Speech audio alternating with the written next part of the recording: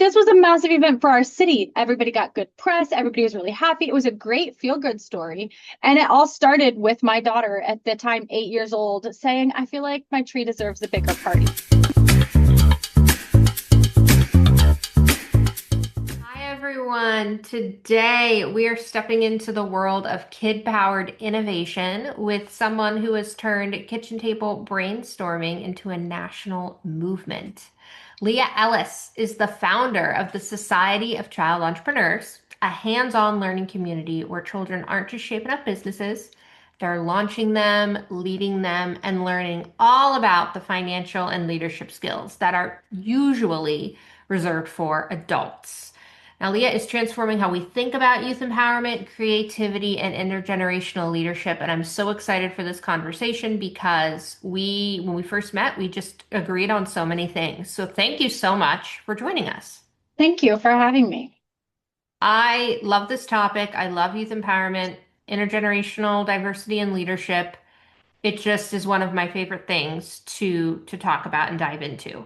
Uh, and so I think here I really want to start the conversation with the work that you're doing, right? So many adults assume that entrepreneurship is too advanced for kids. Even when you're watching Shark Tank, they're like, "Oh, you guys are so cute." Like when they have the kids on, they're like, "Oh, you're so cute."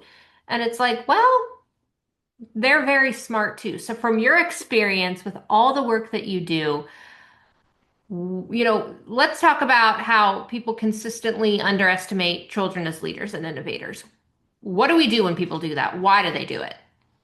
So we do it because of one, it's easy. It's much easier to make our children fall into place and obey us as their parents if we say they don't have the skills or the capacity to be leaders themselves.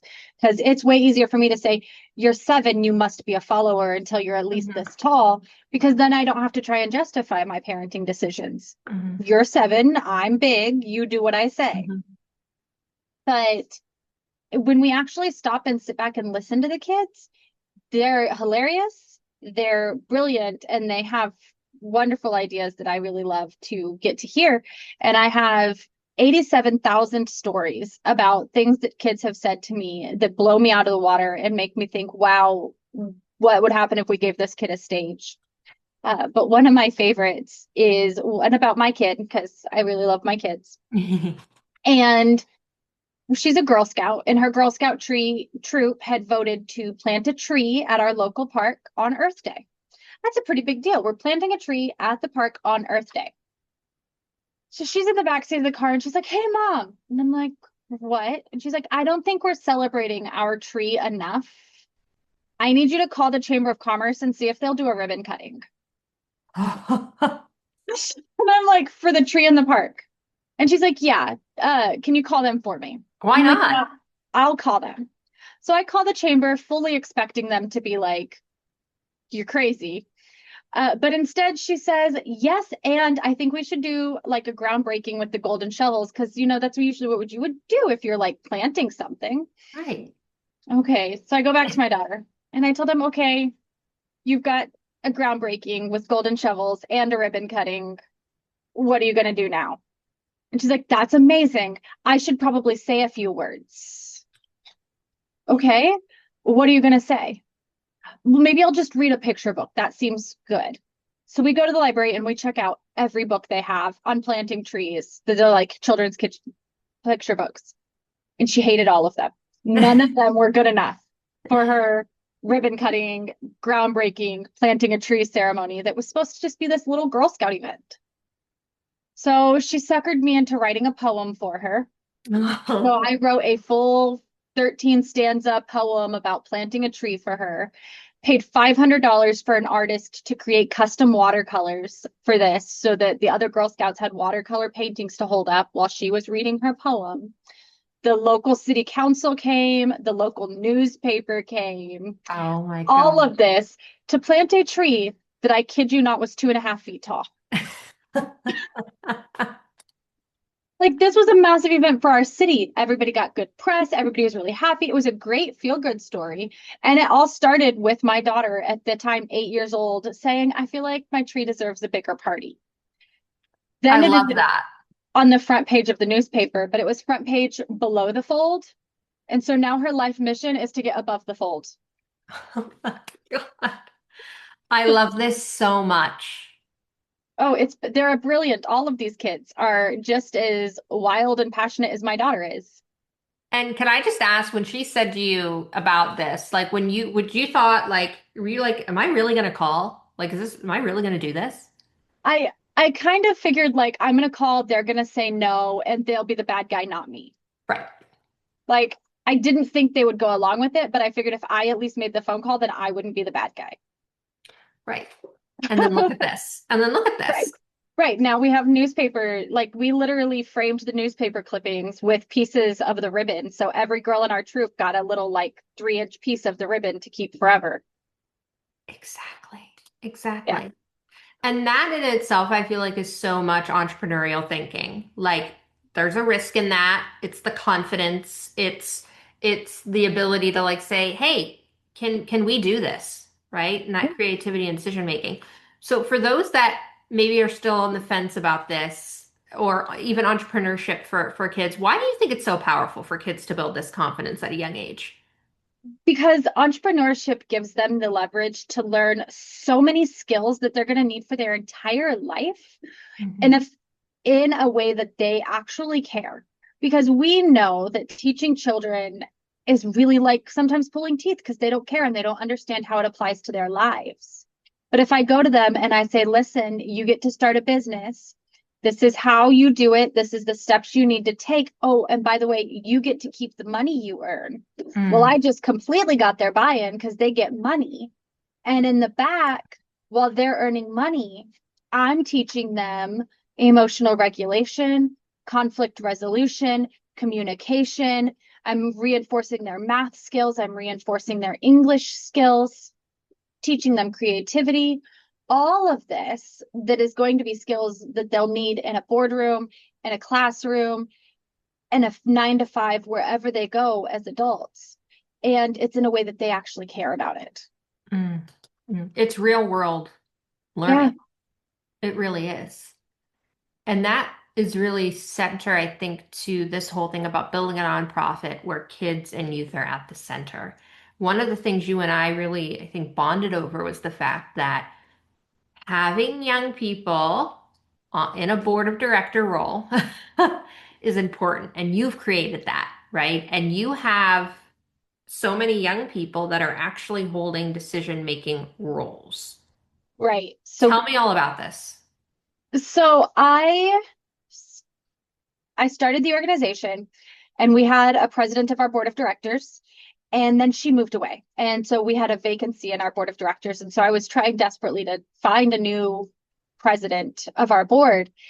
And I found somebody that I thought was going to be perfect for it. And so my daughter and I were talking to her and she looked at my daughter and she said, you know, I will be president, but I want you to come onto the board as my junior president. And I was like, that's a big step. Yes, but we have to go to the board. This has to be done the right way. So we did our first meeting where we voted in our new president. And then at her second meeting, my daughter came and read the proposal to form a junior board of Oh, wow. directors. And so she read a full proposal. The board voted on it. We used the phrase "nothing about us without us." We can't Mm. very well say we're the Society of Child Entrepreneurs if we're actually just the Society of Adults Bossing Around Child Entrepreneurs. Yes. So once we finalized that we would have a junior board of directors, Melody was appointed actually as junior executive director instead of junior president, just because based on the job descriptions, that's the one that makes more sense for what she's Hmm. really doing because she's very boots on the ground. Hmm. And we went to our members and we explained what the junior board was. We explained each open position. We let them all do applications explaining what they wanted, why they wanted it, and why they thought they would be good in that position. We took all of those applications to our board of directors and then we voted in a junior board of directors. So now we have a junior president, vice president, secretary, and treasurer to go along with our junior executive director. And they also have monthly meetings to go over our programming, what systems we want to put in place, what the budget looks like. And they're just as aware of what's going on as the grown-ups. So most things go through the grown-up board and then go to the children's board. The children's board kind of gives us feedback and then it goes back to the grown-up board for a final decision. So they're still very much ingrained in that process. But one of my favorites is I wrote a full lesson plan for one of our member nights. And our junior executive director told me, no, we actually need to change the subject. And I had wrote a completely new lesson plan the day of the event based on her feedback. And then that night, our members voted with our junior board of directors on all of their topics for the entire year based on what they want to know about their businesses. And how old is your daughter? She's 10 now, but she started her first business when she was 4. That is amazing. And That our junior board of directors are all between the ages of 10 and 13. it's perfect. That's Yeah, they're perfect. brilliant. That is so perfect. And I love what you said about like the title, right? Like we're the Society of Child Entrepreneurs. We are nothing without the young people. Just like in Yeah. any like youth-centered organization, that's true. That is so powerful. And I think that your background too is fascinating. So can you just tell us a little bit about like what you've done before the Society of Child Entrepreneurs? Because I'm really curious about how this is a different journey for you creating an organization co-created with kids. So tell me about your background. So when I was a kid, I just knew I always wanted to be a teacher. So when I was a senior in high school, I was a teacher's assistant in a second grade classroom. I worked with kids. I loved it. After high school, I was a nanny. Then I got married and had my first kid and opened an in-home childcare. And instead of working with second graders, I worked with preschoolers. And I taught engineering to 3-year-olds, which is probably when I got the idea to start teaching kids outside of what we think is their appropriate age, because engineering for 3-year-olds was marvelous programming and it was so much fun. Um, then COVID shut down our daycare. So my husband and I launched a financial coaching company, and I thought I was going to go teach grown-ups. I was like, I'm going to go teach grown-ups about money, and I'm going to teach about money mindset and budgeting and healthy relationships with finance and with relationships. And then every adult that I talked to came to me with the same thing. Why didn't anybody teach me this when I was a kid? So I wrote my first curriculum and I started teaching a money management class for teenagers where I taught budgeting, opening bank accounts, saving for college, even retirement funding to 13-year-olds. And I loved it. It was so much fun. Uh, and then we did my daughter's first children's business fair, and I realized that we were leaving a lot on the table. Like we had this captive audience of kids who were really excited about being child entrepreneurs. And then we just sent them home at the end of the day. And we didn't teach them anything. We didn't reflect on anything. So I convinced some of my friends to help me form the nonprofit. And it's been my first foray into nonprofit leadership instead of for-profit leadership, from being a solopreneur to working on a team, and then also pulling in these kids and saying, not only are we a team, but we're a team that's going to listen to all of our stakeholders and not just the people with perceived power. Mm, that is incredible.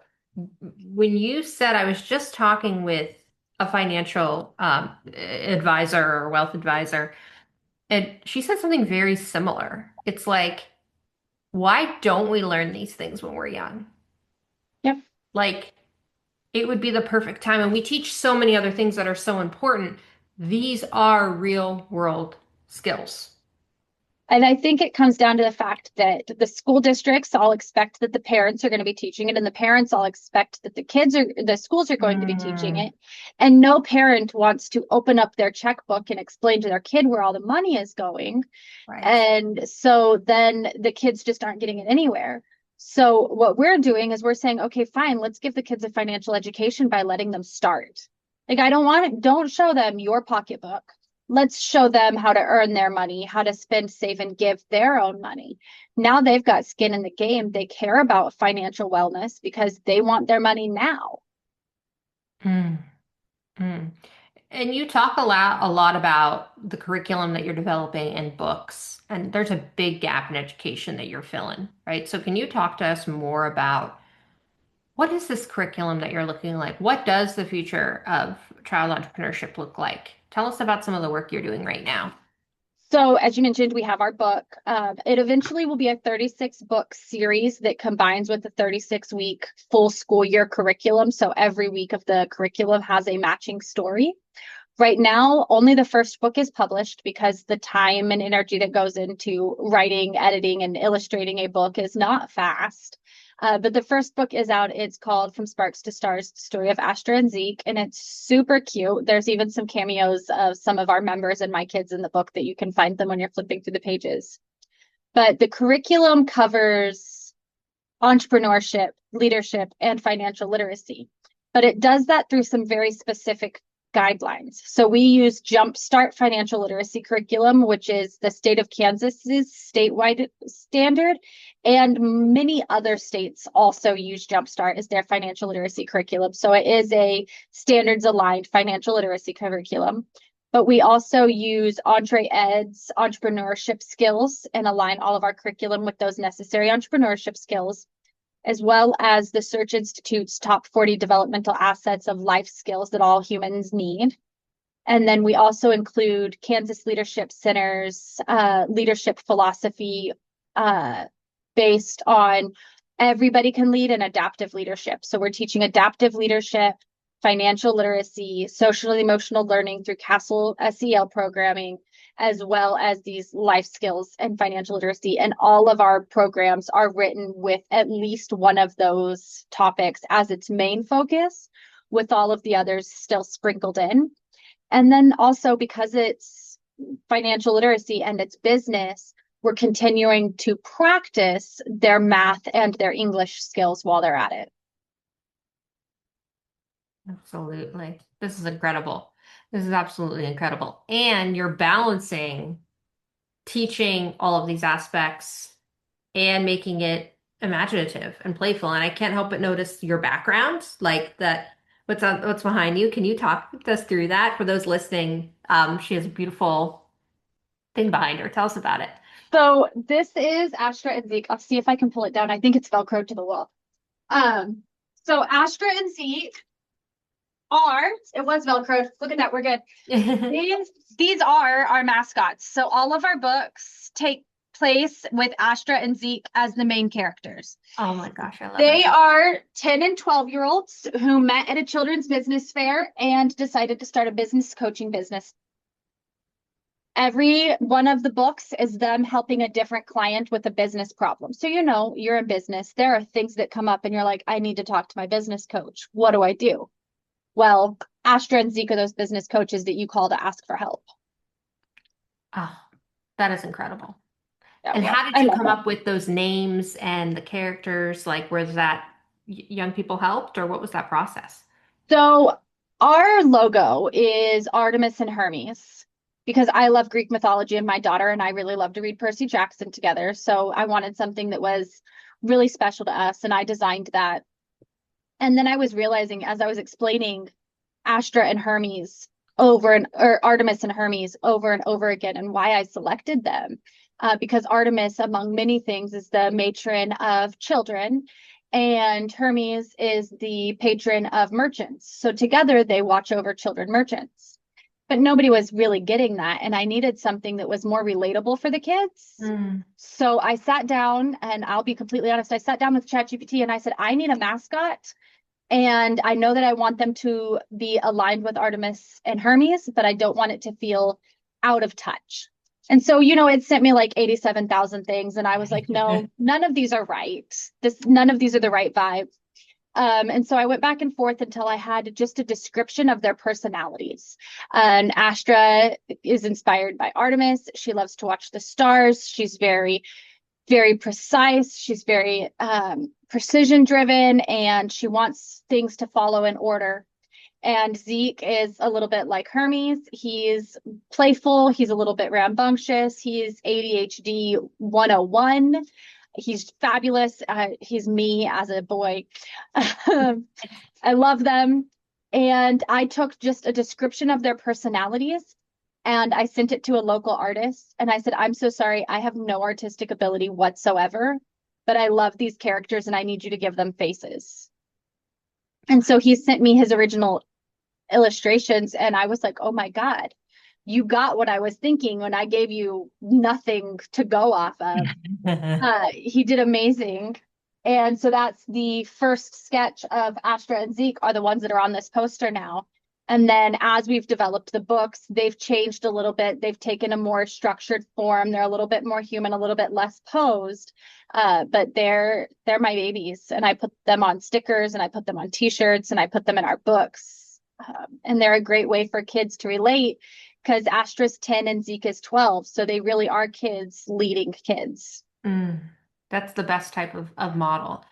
And so many organizations, and I see this a lot in Pittsburgh, but we've seen it, of course, on a national scale. They want to have youth-led initiatives and programs, but it doesn't sometimes come off that way, or they don't know where to start, right? So for those that are listening, that maybe they're on the board of an organization, maybe they're a staff member, maybe they're just volunteer. What advice would you give them, or maybe some practical steps to become more youth driven, to have partnerships that are really grounded in youth voice? If you're already serving kids, you already have a balance of children there. So you can start small, start giving them the surveys. Instead of Mm, giving the guardians a survey on, like, do you feel like your child has X, Y, and Z? Ask the kids, do you feel like you've gotten X, Y, and Z? Are you happy with X, Y, and Z? Would you rather us focus on A, B, and C? Start getting some of their feedback in really low pressure ways.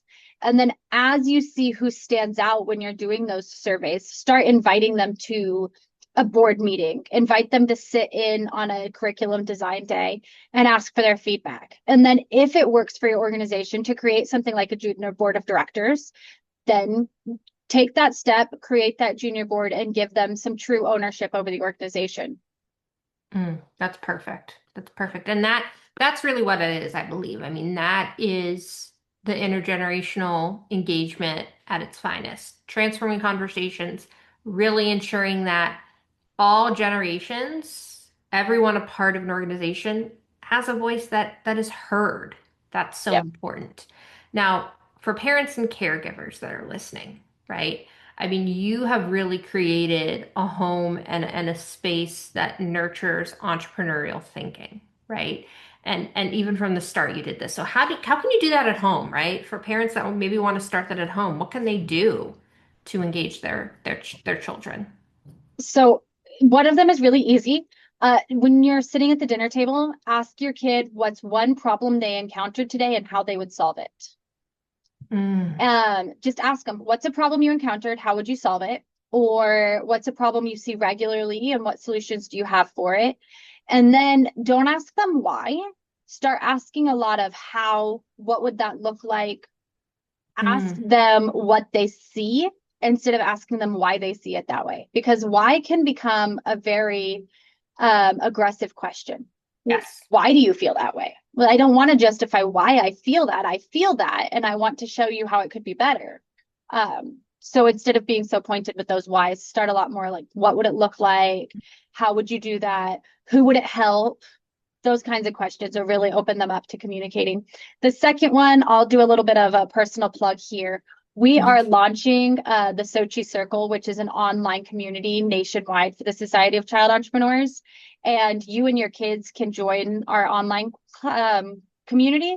And I even have lesson plans on there. So if you are working in a small group of kids, or if you even just want to pull it out and apply it to just your household, you can literally print off a lesson plan and lead a discussion in your house. Oh my gosh. That's exactly what people need. Those steps and guidelines. Our Absolutely perfect. our starter kit has it's twofold. So the starter kit for adults has how do you know if your kid is ready for entrepreneurship? And then Mm, for kids, it has a really simple 3-question worksheet on whether or not they're ready to be an entrepreneur. And then they can do those together. that is perfect. And I think for organizations that are engaging youth, this could be great for them to say, hey, this resource is out there. Do you want to see if Yeah, you are ready to be an entrepreneur, what it takes to be an entrepreneur, right? How to start right. that engagement. That is perfect. I love And that. that worksheet is free. And the Sochi Circle, if you join it, there's no cost for the our starter kit is completely free for anybody who wants to get in there and just touch their toes to the water of entrepreneurship. It's beautiful. Now, you've talked about your daughter, right? Your daughter joined you in podcasts and media and all these things. What have you learned from just watching her grow in her leadership voice? So she is the quintessential oldest child. My daughter is 10. She has a 7-year-old sister, a 4-year-old brother, and a 2-year-old sister. So she's a leader in the house. She's a leader at Girl Scouts. She's a leader in our community. And one of the things that I have had the most pleasure in watching her learn is how to talk to adults in a manner that isn't like me because I'm cute, but is, hey, Mhm. we both have the same goal. How can we work on it together? Mm. And that's a big change, I think, for a pre-adolescent child, but especially, the quintessential little girl. Like they're all just, oh, you're a girl, you're adorable. And she's able to say, like, no, person to person. And she doesn't get shy. This is again another story about my kid. On New Year's Eve, we had to do a TV appearance. And TV appearances make me a little bit nervous Mhm. because TV is big Yes. and it makes me nervous to have to do them. And so I'm in the car. I'm like, are you okay? How are you feeling? What's going on? And she's like, I'm fine. I'm fine. I'm fine. We finish it. And I'm like, I think that went well. And she was like, Mom, the only difference between live TV and a live podcast was at least this way we were in the same room. What is your problem? And I was like, how is my child at 10 years old more confident sitting on a couch next to a reporter and airing a live news segment, whereas I'm like full on panicking? Wow. That is the best response. That needs to just be on a shirt. Yeah. She was like, what is your problem, Mom? It's just TV. Wow. That is incredible. And that confidence is just knowing that she knows what she's talking about and she loves what she's talking about. That's incredible. Absolutely. It's amazing to get to watch her because I mean, I was a 10-year-old little girl and I would have never been that confident. And I think a lot Mhm. of us, especially as adults, we start dealing with the imposter syndrome, Yep. the Hmm. but what about, or Yes. what if somebody else? And she's just like, no, I got this. And so I get to teach that to her at home. But with the Society of Child Entrepreneurs, I also get to teach that to other people's kids. And I get to put them in situations where they get to go stand on a stage and give a pitch. In March, we're doing a full March Madness pitch contest. And we're going to have kids recording pitches and competing against each other to really build their businesses and their own public speaking abilities. Wow. This is absolutely incredible. Absolutely incredible. Since it's early 2026, what does the year look like for your organization? Any exciting things coming? More exciting things coming down the line? Um, we're piloting our curriculum for the first time in a classroom, which is really exciting because our I've always taught our small groups, but this is the first time we have a formal curriculum that by the end of the year or early next year, we should be able to have a 3-inch packaged binder that people could just buy and teach this anywhere. So starting that pilot is really exciting. We're officially launching the Sochi Circle next week, and that's really exciting because it'll have such a positive nationwide outreach. So it's going to be the first time we're reaching outside of Wichita, outside the Goddard area. And then within the next year or two, we're hoping that I should get some really cool speaking engagements, and then we'll really get to put us on the map. Perfect. And just to talk about, this is such a model for what organizations can do to better engage young people, right? Right. And and for adults to just have more fun and a stronger relationship with their kids, to Right. bond over entrepreneurship. Yeah, and it's definitely one of those things that the parents can definitely learn with their children. And Yes. it's not one of those things where you have to be the one to give them the answers. It's a space where you and your kid can experiment and fail and learn together without it feeling like either one of you is really failing because you're just building that relationship. Absolutely. Absolutely. Absolutely. End every episode with this question. What does it mean to unleash your inner queen? And how do you tap into that power in your life, your work, and your leadership? I think for me, the most important thing about unleashing my inner queen is not feeling like I have to be in control of everything. Mm, The Queen of England did not get in front of everybody by saying she was a control freak who micromanaged everybody. She trusted that the people with their jobs were managing their jobs and that she could do hers. And I think for me, it's that diplomatic step back of saying, I don't have to control everything, and it's okay to listen to these other voices.